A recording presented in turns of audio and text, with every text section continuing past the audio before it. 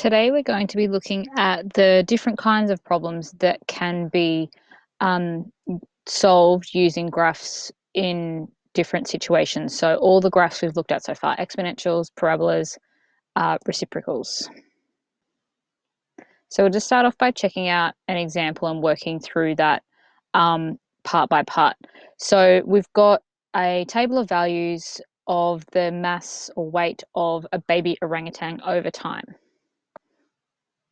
So we're first just asked to plot the points straight from the table of values onto a number plane, so nice and straightforward.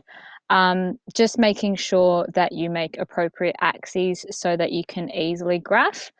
And look, for this graph, I would just join them using straight lines as a ruler, because you don't know, I guess, what kind of shape it's taking because you haven't been given an equation.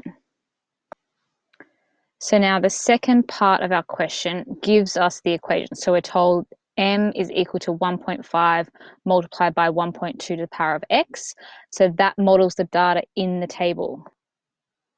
So now that you have an equation, you can see the shape of the graph is an exponential because x is the power. So that's your hint that of what shape the graph should take. Okay, so if you did up a table of values for 1.5 outside of 1.2 to the power of x, you'll notice that the values that you get are really, really similar to the values from the table of values in the previous part of the question. And plotting them on the same set of axes, you actually then start to realize the graphs, the points from the table follow that exponential curve. Now that we've got a graph and a rule, we need to use the model to determine the mass of the orangutan after 2.5 months. So it's up to you if you use the graph. It's pretty straightforward to see it's not super clear on the graph that I've got here because of its clarity, but at 2.5, at x equals 2.5, the mass is about 2.4 kilograms. If you're not confident to estimate from the graph, by all means, use the rule. Now, I have a bit of an issue with this last part of the question, but it says this model only applies when x is less than or equal to 6. Why?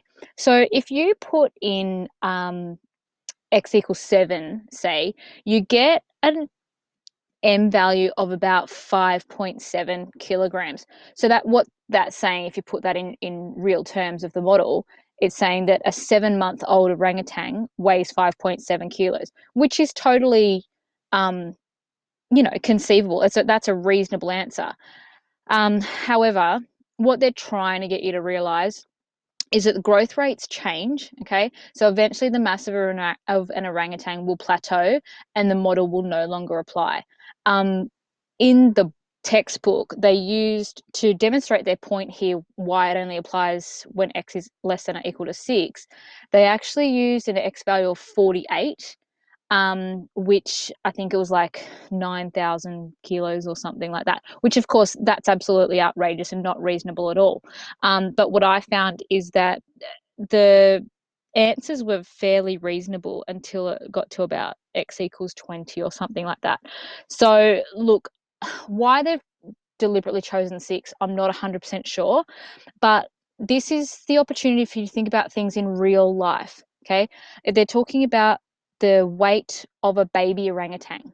We know babies grow quite quickly in their first year or so of life, and then that growth rate does eventually slow down. It doesn't stay on that exponential track. Okay, and that's what you need to kind of put into your answers here, that you realize it's modeling a real life situation, but the graph isn't always going to apply.